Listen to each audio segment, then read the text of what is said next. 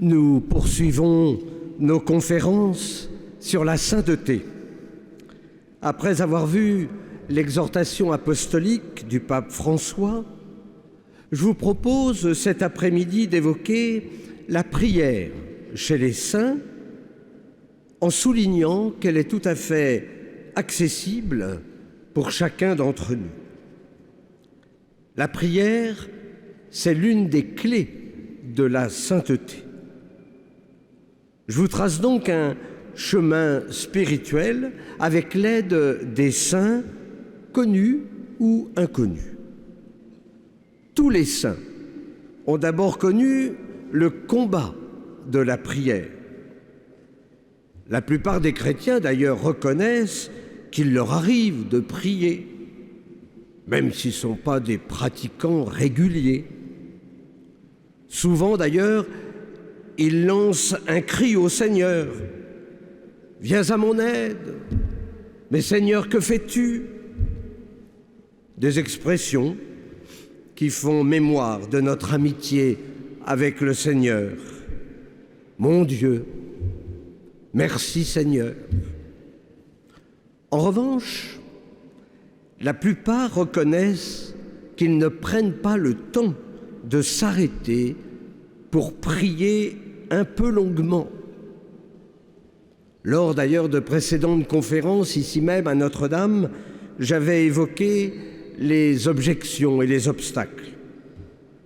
Est-ce que j'ai le droit de perdre du temps pour le bon Dieu alors qu'il y a tant d'urgence? Oui, vous avez le droit. Goûtez et voyez comme est bon le Seigneur. Le Christ nous demande de nous retirer dans notre chambre, au désert, à la montagne, loin du monde, mais près de notre cœur, pour y retrouver cette présence silencieuse qui nous habite. Vous savez, il faut du temps pour atteindre la région du cœur, parce que nous avons beaucoup de préoccupations, parfois des soucis qui envahissent notre esprit, voire même qui agitent l'esprit. Or, vous savez, pour entrer dans sa cellule intérieure, il faut la paix.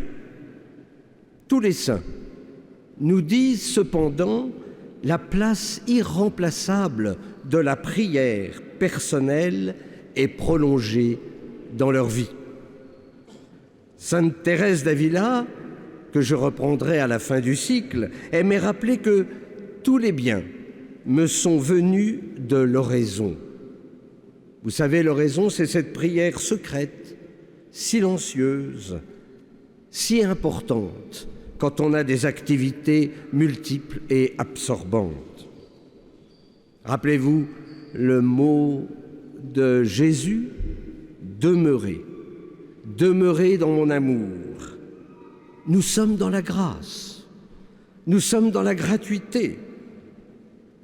Vous le savez bien, la valeur d'une vie vient de la qualité d'amour qu'une personne fait passer dans ses œuvres. Mais c'est vrai que nous sommes dans une société qui est marquée par l'efficacité, la compétitivité, les chiffres.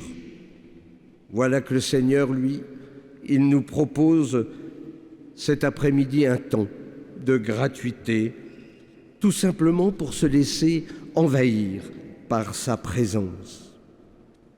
Oui, mais pourquoi tant de résistance?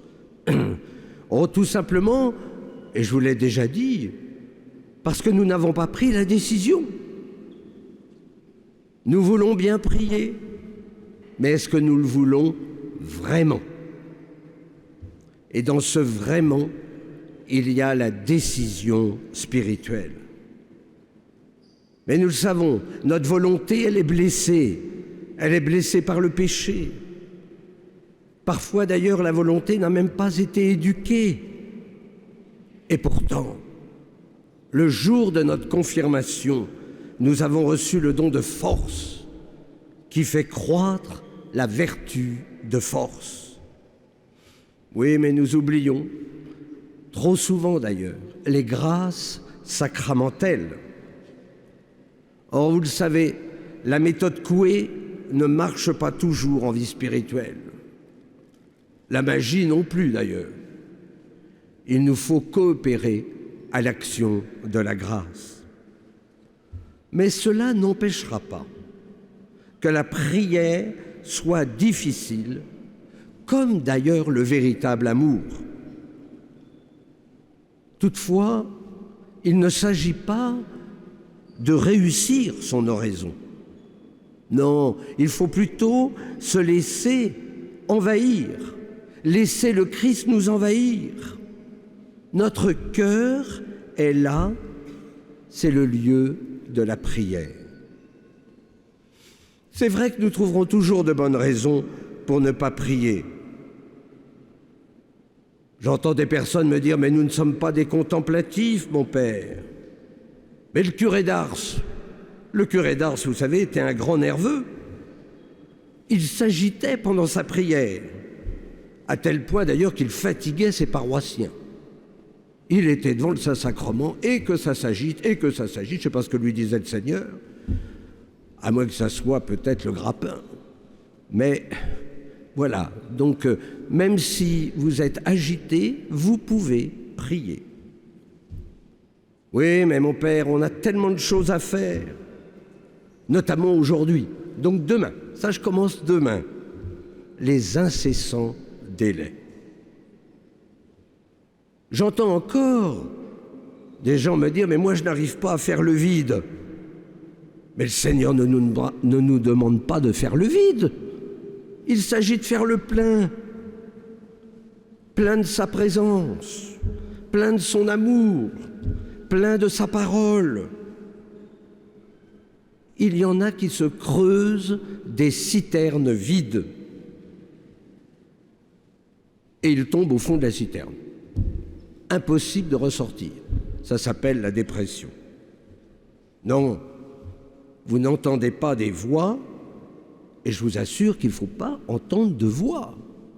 Si le Seigneur vous parle, c'est formidable, mais n'ayez crainte, s'il vous parle, c'est pour vous demander des choses difficiles. Donc ouvrez simplement la parole de Dieu. Il a déjà beaucoup de choses à vous dire. La prière, elle est difficile aussi parce que, pour arriver à la présence, il faut passer par l'intime de soi-même. Cette recherche intérieure comme étape pour aller du monde à Dieu, ça c'est le génie de saint Augustin. Reviens vers ton cœur. Or, pourquoi avons-nous tant de mal à faire ce chemin? Parce que là, nous sommes obligés d'apprendre à nous connaître, de connaître nos limites, nos fragilités, et surtout de les accepter. Eh bien, regardez-vous avec les yeux de Dieu, et vous verrez que ça va beaucoup mieux. C'est là, en tout cas, une des clés de la sainteté. Le regard de Dieu reconstruit. Rappelez-vous, les regards du Christ dans l'Évangile. Le regard du Christ sur Pierre après le reniement. Le regard sur le bon larron. N'ayons pas peur du regard du Christ sur nous. Comme le dit la petite Thérèse, le Seigneur vient mendier notre pauvre amour. Mais il y a un mais. Il faut accepter alors de dépendre de lui parce qu'il est notre Créateur et je ne suis que sa créature. Regardons maintenant les saints prier. Tout d'abord le lieu. Il est clair que c'est préférable que le lieu soit silencieux. Mais certains prient dans le métro. Ça peut être même un beau témoignage. Attention, parfois on prie dans le métro et on est tellement en extase et qu'on a laissé passer la station. Alors vous pouvez faire toute la ligne, hein, mais voilà, vous êtes après obligé de recommencer pour retrouver la station. D'autres, comme saint Jean de la Croix, aimaient faire oraison devant un beau paysage.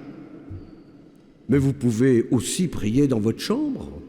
Vous pouvez organiser un coin prière, un bel oratoire qui permet de nous recentrer sur la personne du Christ. Ah, peut-être que vous êtes comme frère Laurent de la résurrection. Voici ce qu'il écrit.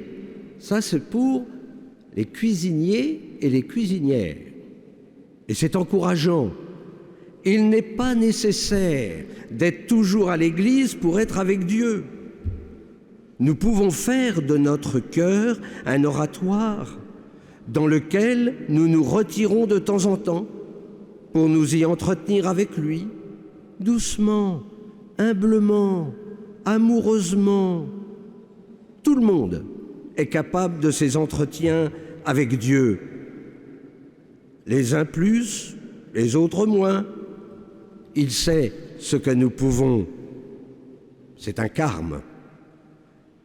On retrouve ici l'enseignement du grand saint Augustin, de Thérèse d'Avila. Mais la nouveauté, elle est là. Il n'est pas nécessaire d'avoir de grandes choses à faire. Je retourne ma petite omelette. Remarquez, il faut déjà le faire. Je retourne ma petite omelette dans la poêle pour l'amour de Dieu. Et quand elle est achevée, si je n'ai rien à faire, je me prosterne par terre et adore mon Dieu de qui m'est venue la grâce de le faire. Après quoi, je me relève plus content qu'un roi. Faut pas que ça dure naturellement trop longtemps, sinon après l'omelette accroche et elle brûle. Mais enfin, vous avez l'odeur généralement. Mais voyez, voir Dieu au fond de ces casseroles, c'est possible. Voir Dieu au fond de ses poêles. Oh, vous savez, d'autres prient en faisant la lessive. Écoutons par exemple Sainte Élisabeth de la Trinité. Oh, vois-tu, tout est délicieux au Carmel. On trouve le bon Dieu à la lessive comme à l'oraison. Encourageant, hein? Il n'y a que lui partout. On le vit, on le respire. Oh, si vous saviez comme je suis heureuse, mon horizon grandit chaque jour. Et dans une autre lettre, elle ajoute « Je voudrais que vous me voyiez à la lessive, toute retroussée et barbotant dans l'eau. Vous doutiez de mon savoir en cette matière et avez bien raison. Mais avec Jésus, on se met à tout. » Comme l'écrit Sainte Thérèse Bénédicte de la Croix, Edith Stein, philosophe, grande mystique, pas toujours facile à lire, qui est morte martyre dans un camp de concentration à Auschwitz. C'est la petite voix, un bouquet de petites fleurs à peine écloses et passant inaperçues, un bouquet déposé chaque jour devant le Saint des Saints, peut-être le silencieux martyr d'une vie entière dont nul ne soupçonne rien. Le lieu, donc, j'aurais pu faire, parce que je connais une sœur qui devait repasser le linge de la communauté. C'est pas facile, vous savez, quand il y a tous les voiles, les robes, machin. Alors elle, eh bien, elle priait. Elle avait beaucoup de mal à faire cela. Et elle s'est dit, allez, si je prie pendant cela, ça va aller plus vite. C'est vrai, ça marche aussi. L'importance du corps. Parce que nous allons avec tout notre être à la prière, pas seulement avec la tête. Certains prient sur leur lit, bien allongés. Bon, ils risquent quand même de faire oraison dans les bras de Morphée et non pas du Seigneur. À l'inverse, d'autres prennent des attitudes qui donnent des crampes. J'en vois de temps en temps ici. Je me dis, mais comment ils n'ont pas des crampes? Mais dans ce cas-là, on ne pense plus à Dieu, vous savez. On pense plutôt à ses douleurs. et à mon âge, à ces vieilles douleurs. À vous de choisir en tout cas la position qui vous convient, où le corps est en repos. Mais vous savez, il y a des attitudes aussi qui expriment celle du cœur. Le curé d'Ars, lui, il aimait prier avec les mains. Mains ouvertes, qui disent « Me voici, Seigneur ». Doigts croisés, qui signifie notre supplication. Le pape Jean-Paul II priait souvent en tenant sa tête, portant tous les soucis du monde. On le voyait dans sa chapelle privée le matin et on entendait comme une prière profonde. Le monde était là, sur ses épaules. Ceux qui peuvent se mettre à genoux expriment leur adoration au Seigneur.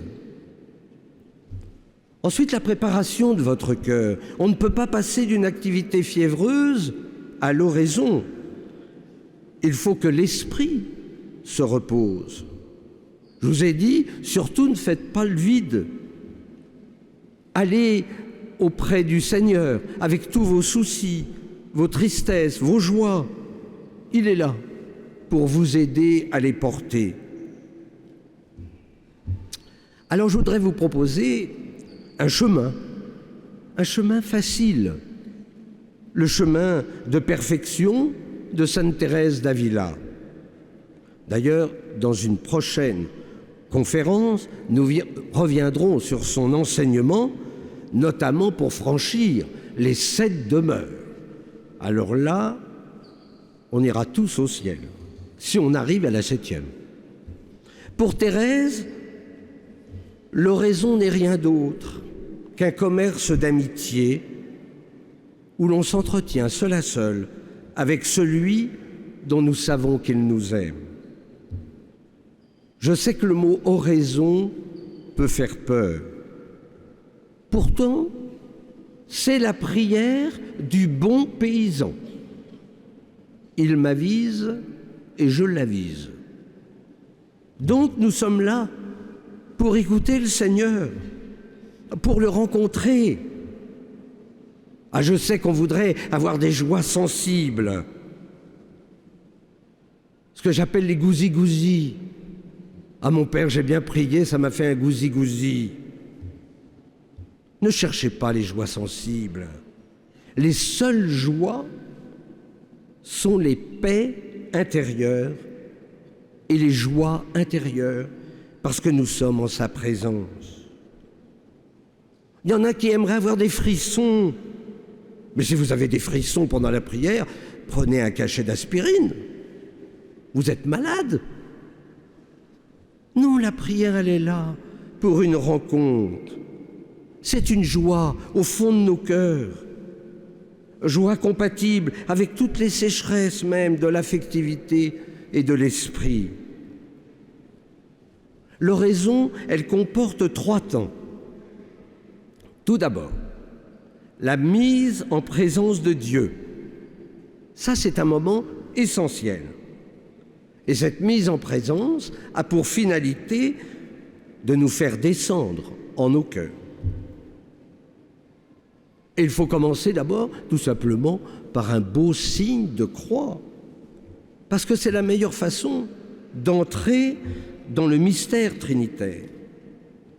Ne faites pas trop vite le signe de croix. C'est déjà une prière. Je vois des gens qui arrivent, qui mettent... Je me dis, mais mon Dieu, prenez le temps de faire un beau signe de croix. Ce signe de croix, il m'engage. Vous accueillez ainsi la croix dans vos vies. Vous acceptez de vous unir à la passion, au sacrifice d'amour du Christ qui vient sauver le monde. Ensuite, vous posez un acte de foi. Le Seigneur est là. Oui, je le crois. Il est là. Rappelez-vous la parole du Christ. Prie ton Père qui est là dans ta chambre. Et dans ce cas-là, vous pouvez regarder votre crucifix. ou une belle icône. Mais si vous croyez que le Seigneur est là, alors comme Moïse dans le buisson ardent, vous enlevez vos sandales et vous vous sentez petit et pauvre. J'avais fait un enseignement comme ça il y a quelques années au Sacré-Cœur, et alors je voyais déjà les gens qui commençaient à enlever leurs chaussures. Moi je lui dis non, attention, ne nous trompons pas. Certains ont peur de cette présence, mais pourtant elle est source de joie. Vous vous rendez compte de se trouver face à Dieu? Mais c'est déjà une belle préparation finale, parce qu'on va avoir le face-à-face. Nous lui serons semblables. C'est pourquoi la prière nous habitue à ce face-à-face. Il ne faut pas que vous soyez complètement aveuglés en arrivant au ciel. Le troisième temps est alors la reconnaissance de nos pauvretés. Parce que si Dieu est là, nous ne sommes que des créatures. Alors nous lui présentons nos cœurs blessés pour qu'il puisse les guérir. Quand vous avez fait cela, eh bien vous pouvez invoquer l'Esprit Saint. Parce que c'est lui qui prie en vous. Donc ne vous fatiguez pas. Soyez dociles à l'Esprit. Que de fidèles compliquent leur vie spirituelle. Il suffit de se laisser habiter par l'Esprit. Il suffit d'être docile à l'Esprit. Je vois parfois des plaquettes pour faire oraison, mais c'est effrayant. Grand 1, petit alpha. Le temps de lire déjà toute la fiche, il y a déjà 1 heure. Non, soyons beaucoup plus simples. Prenons le temps de méditer, par exemple, la séquence de la Pentecôte, le Veni Sancte Spiritus ou le Veni Creator. Le don de l'Esprit va vous aider alors à faire votre acte d'offrande au Père. J'aime bien, mais on en a plusieurs. Vous avez celui de Charles de Foucauld. Je m'abandonne à toi, fais de moi ce qu'il te plaira. C'est une prière d'abandon qui exprime l'ouverture de nos cœurs, notre désir de ne faire que la volonté du Père. Alors surtout à la prière, on n'arrive pas avec un plan précis.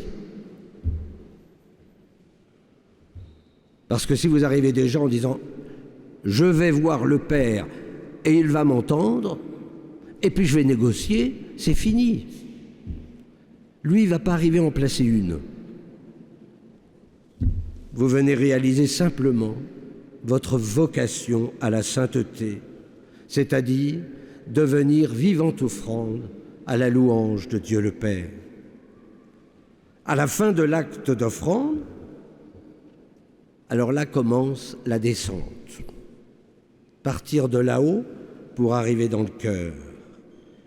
Ça, c'est la demeure la plus secrète du château de l'âme. Comme l'écrit Élisabeth de la Trinité, il nous faut descendre de notre sycomore comme Zachée pour rencontrer le Seigneur. Tout simplement parce que nous vivons beaucoup trop à la surface de nous-mêmes. Il y a comme un déséquilibre entre notre intériorité et notre extériorité. Et vous le savez, le risque, c'est la perte de notre liberté spirituelle. J'aime ce mot de Madeleine Delbrel, qui sera sans doute un jour canonisée. Si tu vas au bout du monde, tu trouveras la trace de Dieu. Si tu vas au fond de toi, tu trouves Dieu lui-même.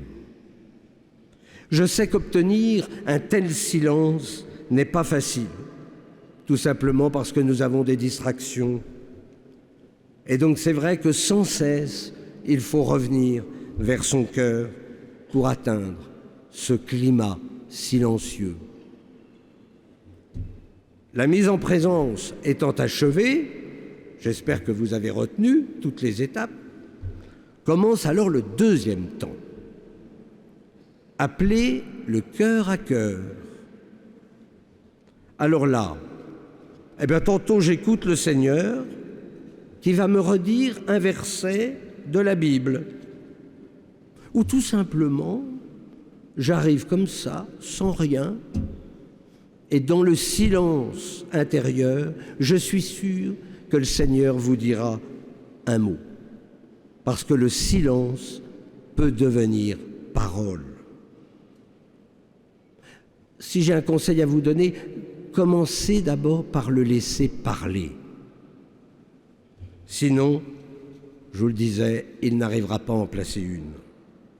C'est lui qui nous a fait désirer cette rencontre. C'est lui qui nous appelle à prier. Et s'il nous appelle à prier, c'est parce qu'il a quelque chose à nous dire. Je sais que ce silence est lourd, mais ce seront des mots qui vont résonner. Alors quand il aura parlé, il faudra répondre. Vous lui parlez, mais comme nous aimons parler à un ami, tout simplement. Oh, parfois, vous savez, vous pouvez vous tenir en silence près de lui. Parfois, c'est simplement un échange de regards. Nous sommes en paix. Notre être s'unifie. Vous n'entendez plus le bruit autour de vous. Vous êtes avec le Seigneur. Souvent, on me dit, comment vous arrivez à prier dans cette cathédrale avec le bruit tout autour? Moi, je peux vous assurer que j'arrive à prier. C'est plutôt le froid qui de temps en temps me réveille, mais je n'entends plus le bruit. D'ailleurs, est-ce que vous entendez? Vous m'entendez? Vous n'entendez plus du tout les gens. Oui. Le catéchisme de l'Église catholique, il a de belles formules sur l'oraison. Ce sont ses perles. Écoutez, l'oraison est silence, un silencieux amour. Les paroles dans l'oraison ne sont pas des discours, mais des brindilles qui alimentent le feu de l'amour. C'est de ce silence insupportable à l'homme extérieur que le Père nous dit son Verbe incarné, souffrant, mort et ressuscité, et que l'Esprit filial nous fait participer à la prière de Jésus. Deuxième temps, le cœur à cœur. Arrive enfin le troisième temps, c'est celui de l'intercession. En effet, l'oraison n'est pas replie sur soi, elle est ouverture aux besoins du monde. Alors n'hésitez pas, à la fin de l'oraison, à lui confier toutes vos intentions, celles que nous portons au fond de nos cœurs. Vous pouvez aussi prendre une résolution pour la journée et vous achevez ensuite ce temps par un Notre Père et par un beau signe de croix. Voilà un chemin d'oraison qui a été tracé par Thérèse d'Avila. Vous pouvez relire Le chemin de la perfection. C'est un chemin accessible à tous. Vous pouvez le faire. Et j'achève en disant, mais pourquoi les saints prient-ils? Mais parce que Dieu les comble au centuple. Rappelez-vous la quête de saint Augustin. Tu nous as fait pour toi, Seigneur, et notre cœur est sans repos tant qu'il ne repose en toi. En accueillant Dieu dans notre cœur, alors nous ne sommes plus des êtres perpétuellement insatisfaits. Nous sommes habités.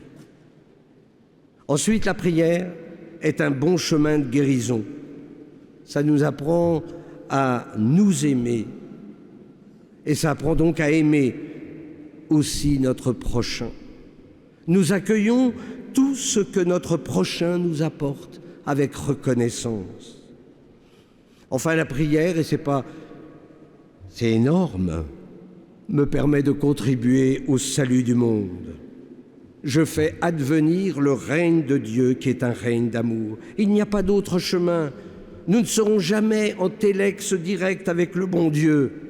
Il n'est pas sur Facebook, il ne tweete pas. Le pape est plus doué à ce niveau-là.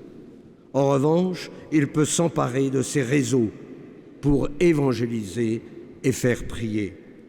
Dans notre monde si agité, parfois si violent, le disciple du Christ, lui, est appelé à répandre la paix autour de lui. La prière est là pour faire de lui un artisan de paix et de joie. Merci.